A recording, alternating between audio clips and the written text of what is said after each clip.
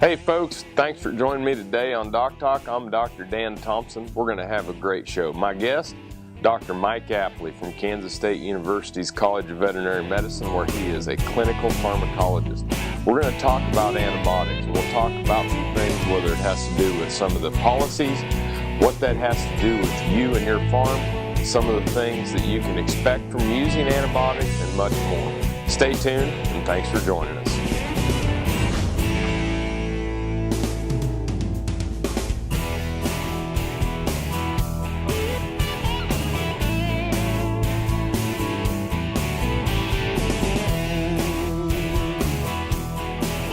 Closed captioning brought to you by Ag Promo Source. Together we grow. Learn more at agpromosource.com.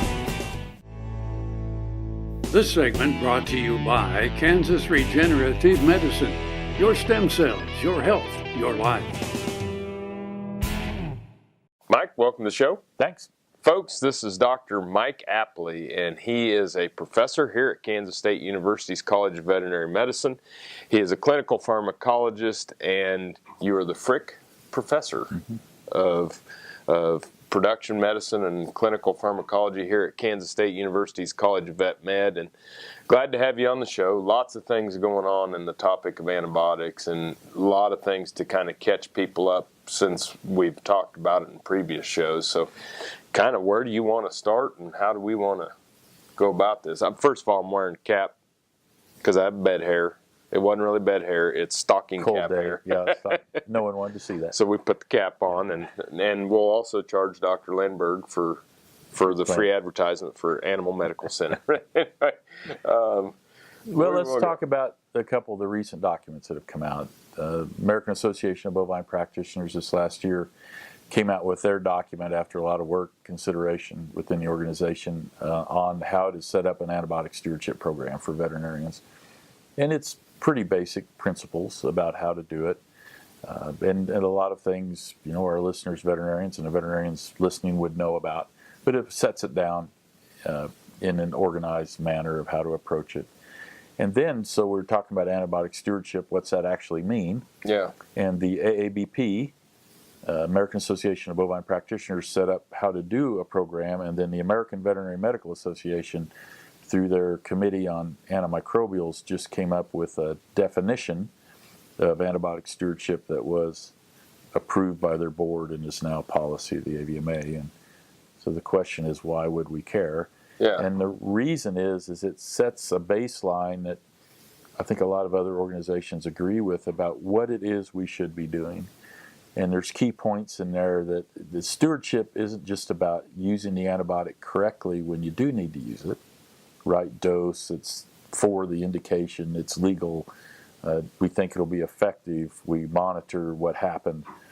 It's about doing everything we can to prevent needing to use it. So it's calving those heifers out on a grass catch rather than in a muddy lot. It's vaccines, it's working with your herd health veterinarian to make sure you have a plan for all these diseases.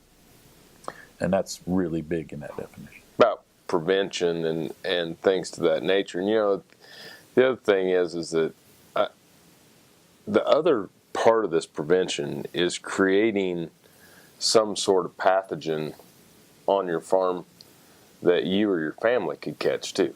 Yeah, there's two components of it. One is what could pass to people, and the other is what could pass on to other animals, which would make it hard to treat. And the sky isn't falling across everything, but there's some certain organisms where it is, where we're seeing increased resistance. In some cases, that resistance is apparent after the animal's been treated. For example, in the respiratory disease pathogens, the pneumonia pathogens from cattle we're seeing in the diagnostic labs. But 10 or 15 years ago, even treatment didn't bring those out. So things are changing and are giving us a signal that we need to pay attention to that definition of stewardship, and it's real. It's not contrived or made up. You bet.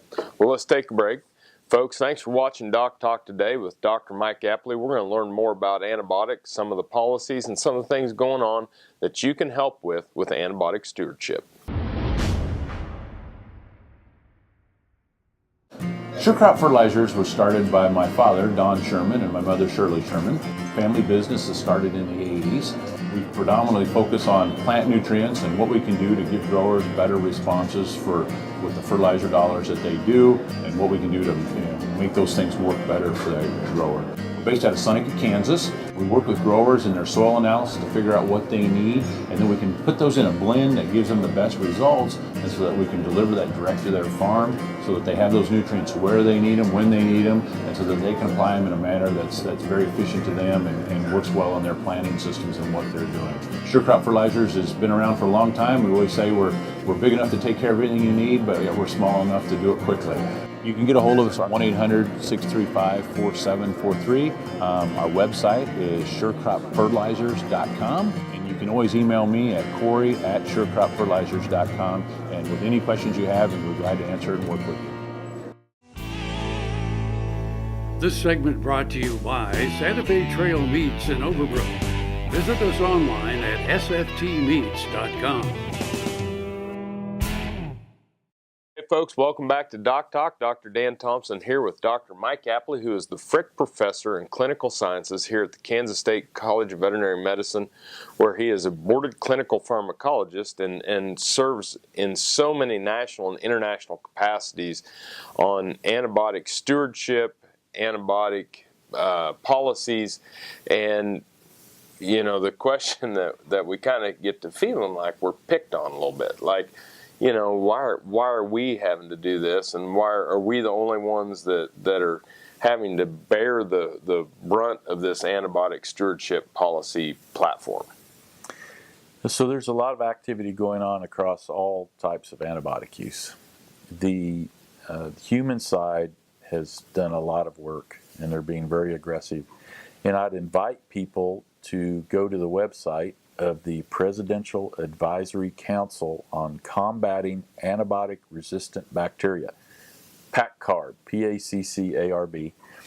Those meetings are public. We have some non-public ones where we work on reports that then are discussed in public.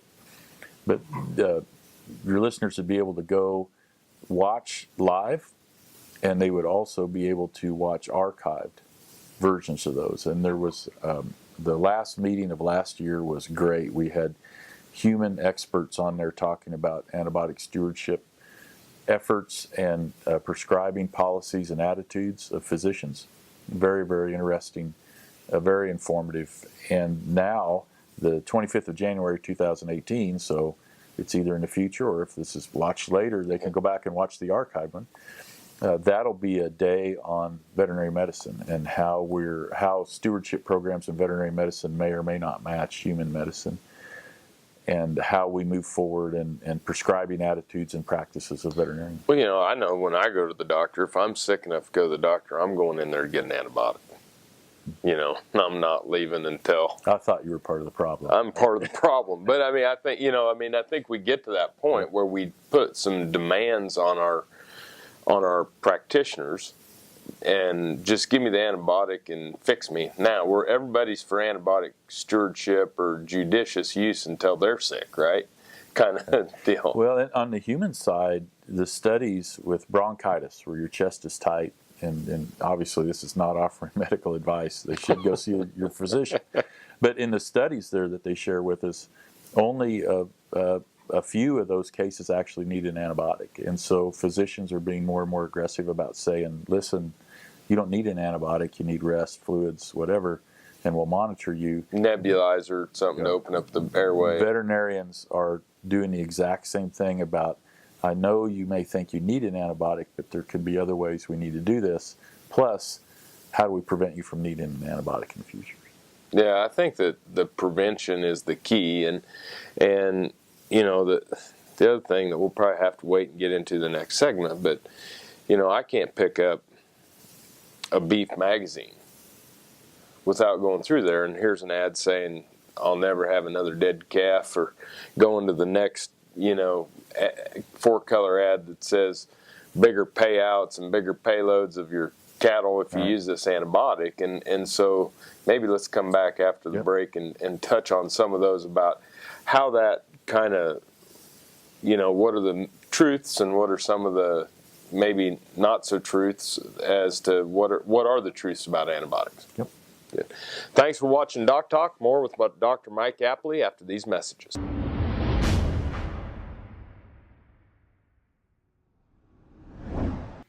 This segment brought to you by the Arab Shrine Circus, coming to the Kansas Expo Center February 15th through the 18th. For ticket information, visit ArabShrineCircus.com. Ladies and gentlemen, girls and boys, it's Shrine Circus time! Enjoy a weekend of thrills, chills, and tons of fun at the Kansas Expo Center February 15th, 16th, 17th, and 18th. See lions and tigers, elephants, high-flying trapeze artists, and watch a man shot out of a cannon. And Johnny Rocket, everyone's favorite, is back! For more information, visit ArabShrineCircus.com and be sure to thank our corporate sponsor, Security Benefit, the Arab Shrine Circus. Don't you dare miss it!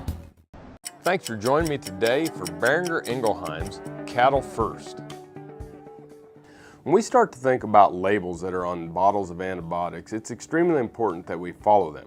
The first thing that's on the label, what species is this indicated for? So it might be for cattle, for horses, for dogs, or cats. Once we understand the species that these products are labeled for, what's the indication? Bovine respiratory disease.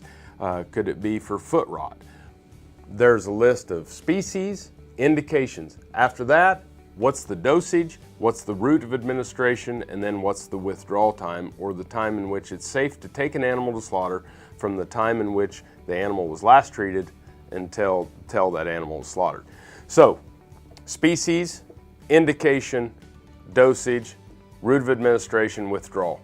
All of these are important components on the label, so make sure that you follow them and use antibiotics judiciously. Boehringer Ingelheim's Cattle First. Valley Vet Supply is devoted to providing information and professional quality products at reasonable prices. Valley Vet Supply. Hi, I'm Tim. This is my wife, Kat, my parents, Jerry and Linda, and my kids, Isaac and Lizzie.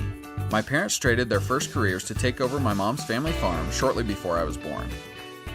When I graduated high school, my parents made me leave to see the world. I started on the corporate track, but soon wondered what farm life might really be like. Watch our story and the stories of other young Kansas food producers at KansasLivingMagazine.com/meetafarmer. BootDaddy.com proudly supports EquiFest of Kansas, Kansas's premier all-breed horse fair and exposition, presented by the Kansas Horse Council. EquiFest of Kansas brings the nation's leading equine clinicians and entertainers to the Topeka Expo Center. Enjoy 3 full days of education, entertainment, and shopping, including the Jumper Classic, breed exhibition, top horse versatility competition, ranch rodeo, and more. It's an event for the whole family. For more information or to buy tickets, visit EquiFestofKS.com. Ag Promo Source is a unique group of marketing specialists with one mission: help your ag business grow. Each affiliate has their own area of expertise, and they work together to bring you advice, products, and services. To get started, visit agpromosource.com. Ag Promo Source. Together we grow. This segment brought to you by Kansas Soybean Commission. Progress powered by Kansas farmers. Hey folks, welcome back to Doc Talk. Dr. Dan Thomson here with Dr. Mike Apley, and we're at Kansas State University, where Dr. Apley is a professor, the Frick Professor of Clinical Pharmacology and Production Medicine in the Department of Clinical Sciences.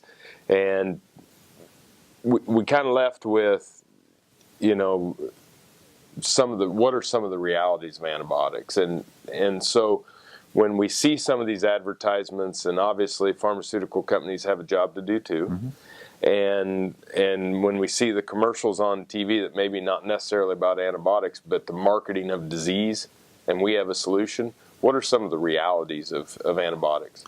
Well, the reality of an infectious disease with a susceptible pathogen and an antibiotic that's the proper antibiotic for that susceptible pathogen is, it is very rare that we would find something that would have the same dramatic effect as an antibiotic, where, you know, that calf with pneumonia, that things are right, you catch it quick, and the next day it's a new calf. You know, you've knocked the pathogen that's causing it to feel bad and causing the disease. And in those cases, very, very effective. When we continually use that as a routine management practice, the bacteria can adapt because we don't get them all, and the ones that survive can proliferate and become dominant either in that animal or be passed to others. And it isn't that always happens, and it's a slow, insidious buildup. One of the things they've discovered in respiratory disease pathogens for calves is the ICE, the integrative conjugative element that carries resistance to multiple bacteria. And the problem with it is it's sneaky in that it's got the resistance genes here, and on each side of the resistance genes, there are genes that code for it to be easily inserted into the DNA of another bacteria, and it can flop back and forth between all these. So we're not worried about a specific pathogen spread, and we're worried about the genetics that are easily spread. Yeah, so it's just like if one bug or gets resistant to the antibiotic, there's a part of that resistant bug that could be passed on a whole to other brand of bacteria. Different types of bacteria, and cause the same resistance. So they're very valuable tools. They've done a lot of good for us, and they can continue to do a lot of good for us. The thing everyone should have in the back of their mind when they're getting ready to use them on an individual case, is this really where this antibiotic works, and am I using the best one? And that involves a producer and a veterinarian working together. That's why they're prescription, to drive that relationship. That's why we have the VFD, to drive that relationship. But when using them for routine prevention, the thing I'm asking everyone to think about is, do I have another option? Is there another option I can do to take that away? And it's really like miles on your car. A 100-mile trip today or a 1,000-mile trip doesn't wear it out. 100 or 200 of those trips can. And that's how we need to think about using it. Yeah, and I think that you hit the nail on the head. Use your veterinarian, because when I sit there and I see someone carry out a tray of different antibiotics, and they go, this one needs Nuflor, or this one needs whatever. The veterinarians know the mode of action and the bugs we're treating for, and sometimes you're going to need some help in picking out the right one. Yep. And it's good to have them involved routinely on the prevention part too. Veterinary medicine in our organizations, we're really, really focusing on stewardship and the prevention part. And you know what? If we prevent the disease so you don't need to use an antibiotic to prevent it, it's better good for all of us. Folks, thanks for watching DocTalk. We're going to wrap up with Dr. Apley after these messages.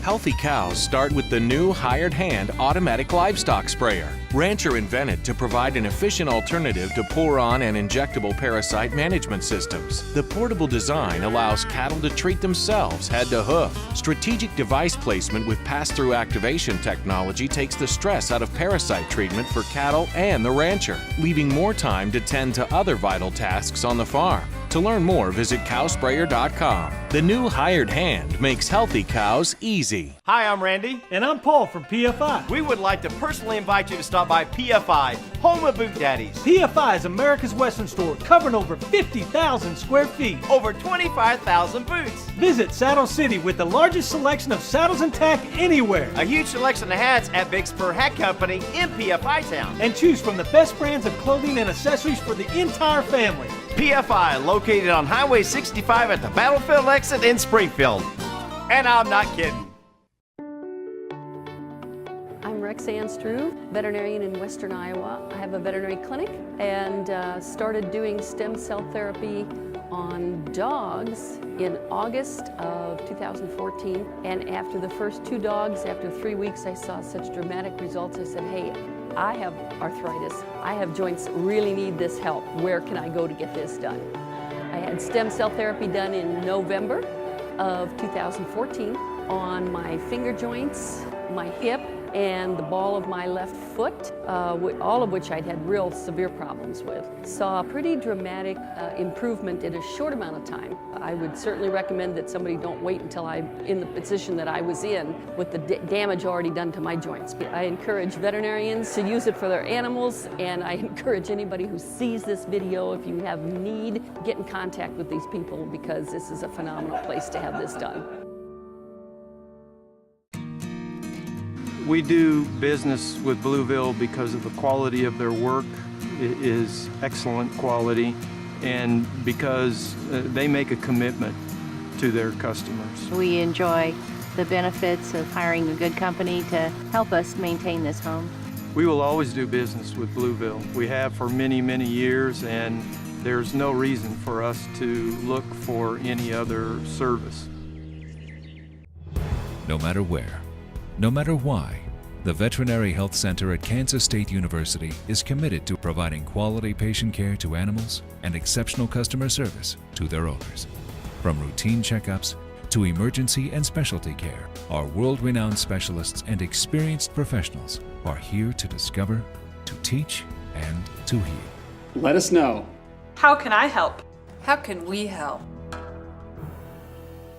This segment brought to you by Kansas Farm Bureau, the voice of agriculture. To join today or more information, go to kfb.org or find us on Facebook or Twitter. Folks, welcome back to DocTalk. Dr. Dan Thomson and Dr. Mike Apley. Dr. Apley is the Frick Professor here at Kansas State University's College of Veterinary Medicine in the Department of Clinical Sciences, where he is a boarded clinical pharmacologist, serves on many national and international boards. Our industries are indebted to this man. We're very thankful for all that you do and very appreciative for what you're doing on a day-to-day basis to stand up for agriculture, food production, and farmers or ranchers across the U.S. So talk to me a little bit. You've mentioned earlier offset that there are some ways that we're measuring antibiotic usage. So on a national basis, since the Animal Drug Availability Act, well, the Animal Drug User Fee Act, one of the previous iterations, it's been required that the FDA Center for Veterinary Medicine collect sales data on antibiotics for food animals with the food animal indication on the label and report those. So the first report was in 1999, and now we just had the 2016 use data come out. So it's based on sales. The first thing that happened for 2016 was that they split them up by estimates to different species, by group, based on estimates from the companies on where those drugs went as far as species. Some of them are probably pretty tight. Some of them only go to one species, so that's probably right on the money. Yeah. Others, it's a little more wishy-washy. So that's the numerator, kilograms of drugs sold. The denominator the FDA is proposing right now, they've received comments, is a biomass estimate to try to standardize it within species, so you could say, well, pigs use this much per average, so many kilograms present a year, and cattle use this much, and chickens. Pluses and minuses to that approach. So that's based on sales data. We are working here at Kansas State University. We have a collaborative agreement with the FDA. We're collecting actual use at the farm level on 32 dairies and 30 feedlots. There's another program based out of University of Minnesota where one of our collaborators is on our project that's doing the same with poultry and pigs. Those will be much more focused, and they will be appropriate, more accurate, and they will be able to be used for benchmarking of one producer against the others in the study. Entirely confidential. There will be a national report going out that's very basic, but the individual ones will be more detailed. And then the last one is the USDA is doing some survey-based work in feedlots and then swine. So we are going to have more, a higher level of view on what we're doing. And hopefully it can help us look at each other and what we're doing in relation and saying, what could we do different, or how could we improve? Well, a lot moving. Yeah, that's for sure. And a lot in a good way. I mean, a lot of times, it's just a continuation of the story of continuous improvement, providing a safer, more wholesome food product and keeping it affordable. Thanks for being on the show, and thanks for all you do.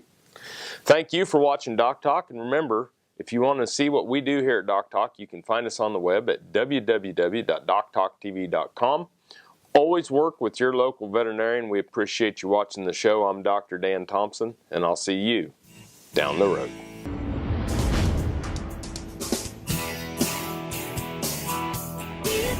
Closed captioning brought to you by Ag Promo Source. Together we grow. Learn more at agpromosource.com.